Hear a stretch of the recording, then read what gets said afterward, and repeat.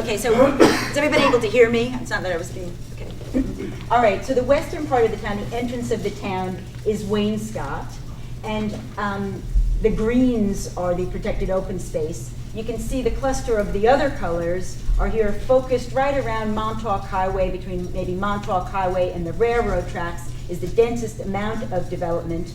Then here's the airport, and then north of the airport is where you see big clusters of green, and that is corresponding to our deepest and largest reservoirs of fresh drinking water, and large bands of that area are in protected open space. South of the highway, you've got another block of open space corresponding to Wainscott's farmland, and a lot of that is still in private ownership, but has been protected through the purchase of development rights that would prevent that from being residentially developed, but still could be privately owned. Moving east, to the East Hampton School District in this area. Of course, the East Hampton School District includes the village of East Hampton, but I won't be talking about that. It's a different jurisdiction. Again, you can kind of see the pattern of development spirals out from the core, with it getting less dense the farther away you move from the core area. So by the time you get out to the outer fringes here, there's a large block of open space. This is actually over 3,000 acres if you include Shelter Island and these other towns surrounding the Northwest Harbor. Northwest Harbor was one of the most productive estuaries in the entire Northeast in terms of shellfish and finfish productions, till the brown tide wiped out some of the scallop populations in the 80s. But the town and the state and the county have recognized that and have worked together and protected large blocks of open space. A lot of these have stories in each of them as to how they even got to be protected. This area here, Barcelona Neck or Russell's Neck, was the product of a protracted legal battle with a developer who wanted to put in 183 housing units, ringing the waterways like a dental chart, and take away the existing golf course and put in riding stables and health spa type of things, and close it off all to the public.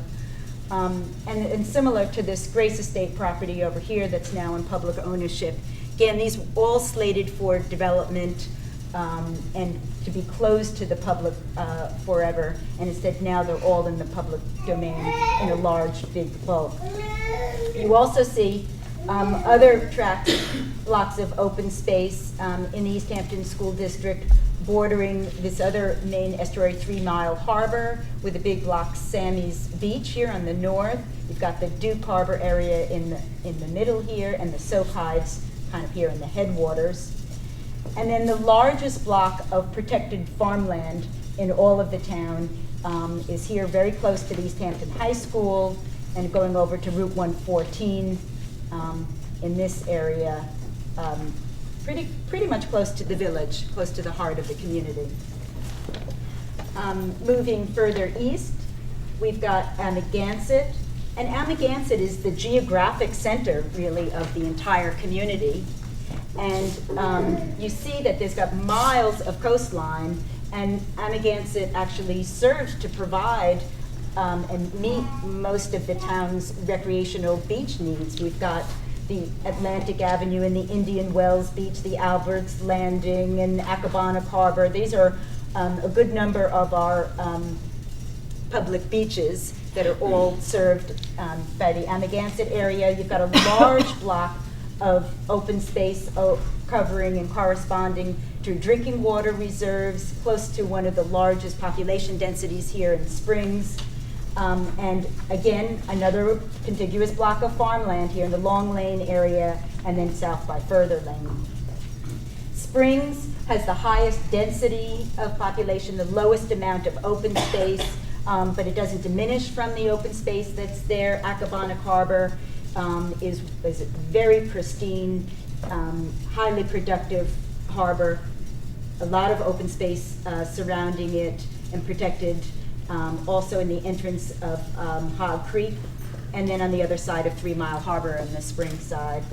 Lisa, is it possible that you could compress 12,000 years Yeah. of development into about the next 5 minutes? Yeah, okay, I'm just gonna move on to, I'm just gonna move on to Montauk really quickly. That Montauk has the most open space, more than 65% of the entire hamlet is in open space. It's bordered by a big block of open space on the eastern end, the largest amount of maritime forest on the western end, and similarly bound on the east end by a large block of open space, the Montauk Port, the Sanctuary, all of these areas, with Montauk in the middle with a kind of a dense bit of development bordered by all the open space on the other sides. Okay. Save your question. Yeah, all right. Recently, the town board has raised concerns that we're not providing enough housing and that we need to look hard at our economy. In other words, East Hampton, I think we'll all agree, has done a good job with its land preservation, and it's felt by the town board that now they need to look at people preservation. So let's take a look through our chief town assessor's eyes and see how open space, which some are saying now just takes money off the tax rolls.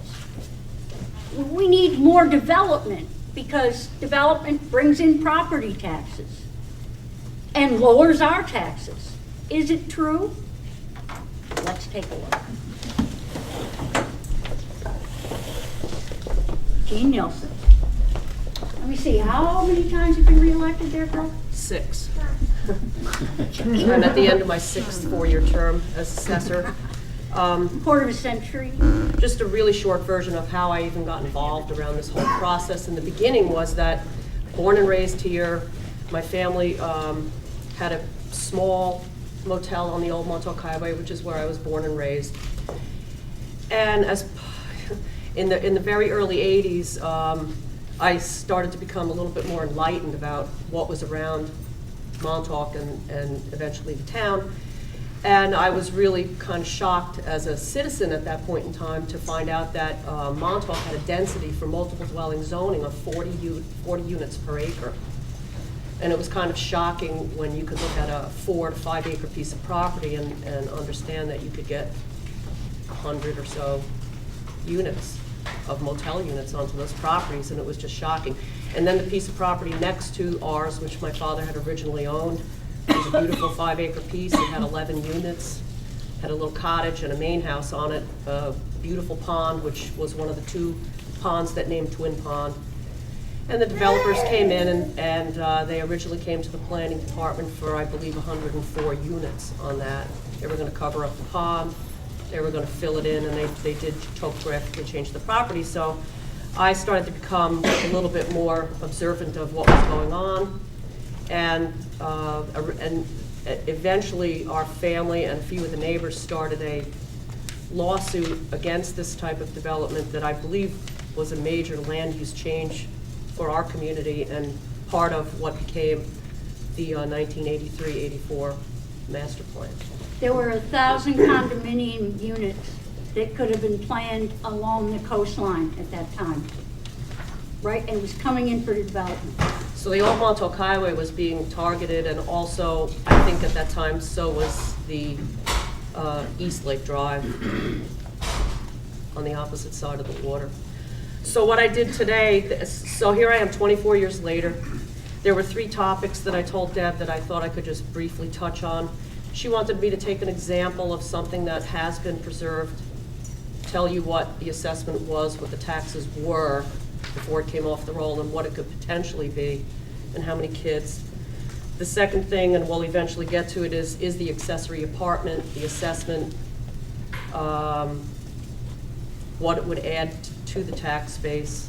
And third, basically, is if anybody wants to briefly touch on the reassessment issue, because that's not actually what this forum is about today, but it's all part of what potentially could be not a solution, but a way to bring us up into compliance with New York State law and other towns.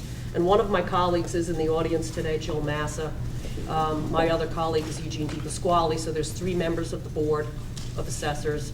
I think we all pretty much stand together on how we feel about the issues that face our office and the town. So what I did was I picked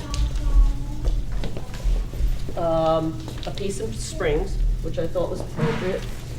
Let me find it. It is this piece, I believe, right here. This is Red Dirt Road and Accabono, and this is a 165-acre parcel. It was taken over by the town and the county, I believe, in 2001. I think it was bought with community preservation, I'm not sure, but I think partly.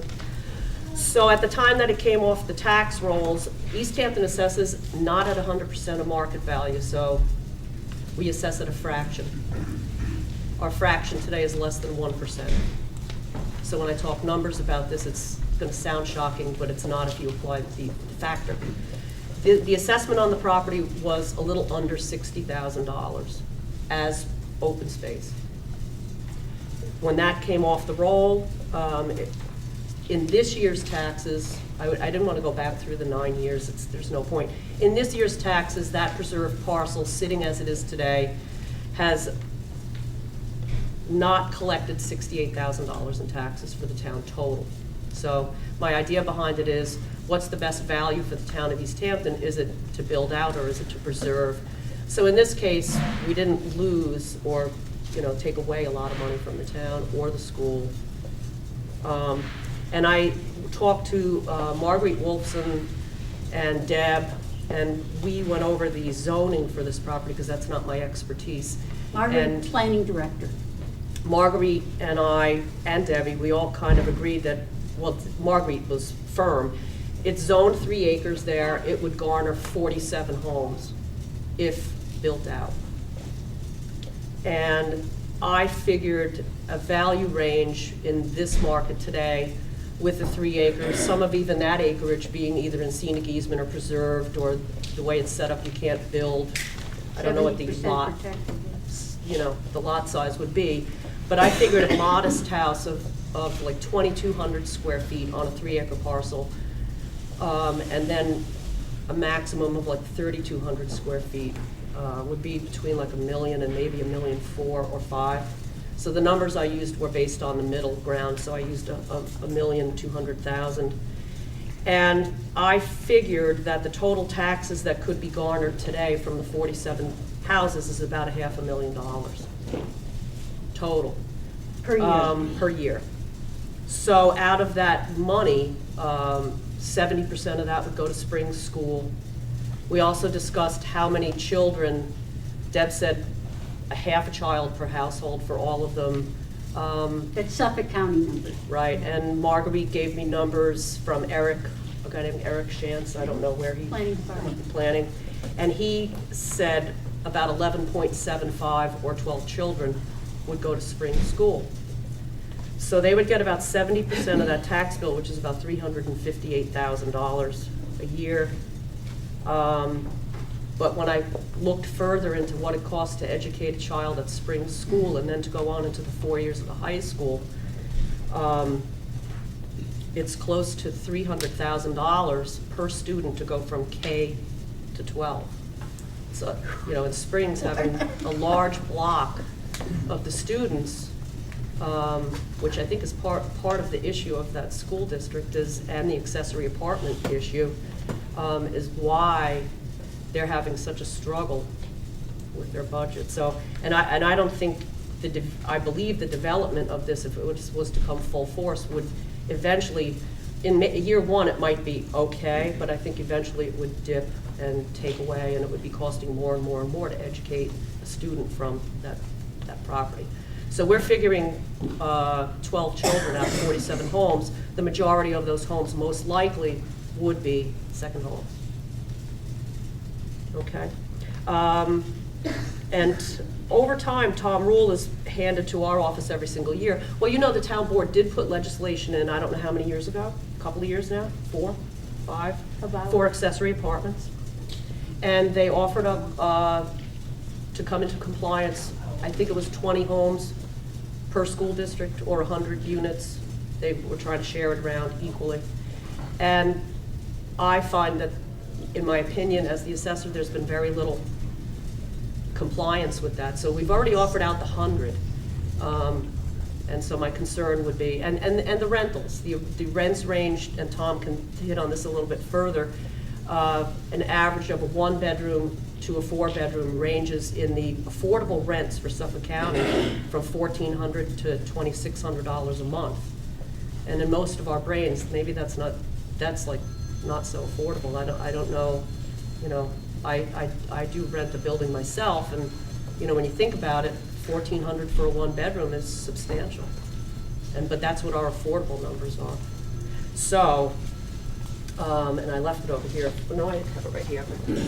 Jill has been good enough over the years to write up a formula around Tom's numbers that he gets every year and he hands to us, because we do have some accessory apartments and we do have our affordable housing.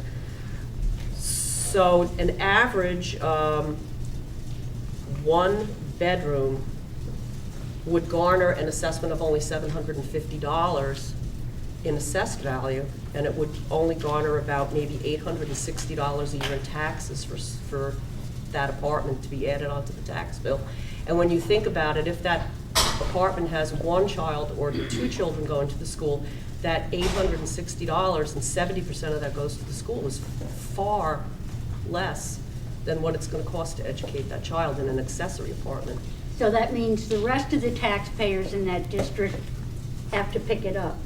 The reason that this is important, and I know we're throwing a lot at you, is that there's 2 accessory apartment proposals out there. One is law, which only allows 2 people in an accessory apartment with 1 bedroom. It was designed specifically for local people, young couples, your mother-in-law, and there'd only be 20 per school district. The second proposal is 1,000 square feet that could have 6 people in it, aside from the primary structure, spread throughout town, 300 to 500 of them, which could increase our build-out by 2,500 above what the build-out is now. And what Jeannie's telling us is, because some members of the board have said, oh, at least you'll get some taxes for them. Yeah, you'll get $600 to $900 a Right. year. So for It's a a losing 2-bedroom, proposition. a 1,000 square foot space is most likely going to be a 2-bedroom, maybe a small 3-bedroom. So the most taxes you're going to garner from a 2-bedroom, if there's 6 people, or a 3-bedroom with 6 people, is about $1,000 to $1,200 a year, and I'm using all Springs numbers. So if you have 3 children in that house, it's not going to, you know, $22,000 a year is the number that I was given to educate a child in spring school, all grades K to 8 every single year. So if you really look at those numbers, it's so large. And so this doesn't fix that. This is partial solution, and I think the way the town set up the legislation originally was to limit it to 2 people. It was going to be limited to affordable rents, and this would be the kind of assessments you would pick up for that. And basically that would be starter housing, like Debbie said, bringing a parent, 2 parents into a situation like that. I think opening it up wide open is going to be an issue for the town Okay, generally. thanks, So Jeannie. that's it. And any questions, we can start after everybody else speaks. Right. Probably in about 20, 25 minutes, so save all those questions. Actually, I see some of you taking notes. I'm pretty impressed. What we're going to do when this is done, as you can see, it's being filmed. We also hope to get it on YouTube, the pool. It's being covered by the paper. And if you're interested in getting an email on the summary, we're going to attempt to summarize what's being said here. please leave your email over there, because Jennifer Mulligan and I have set up a fairly extensive email called East Hampton Financial Report.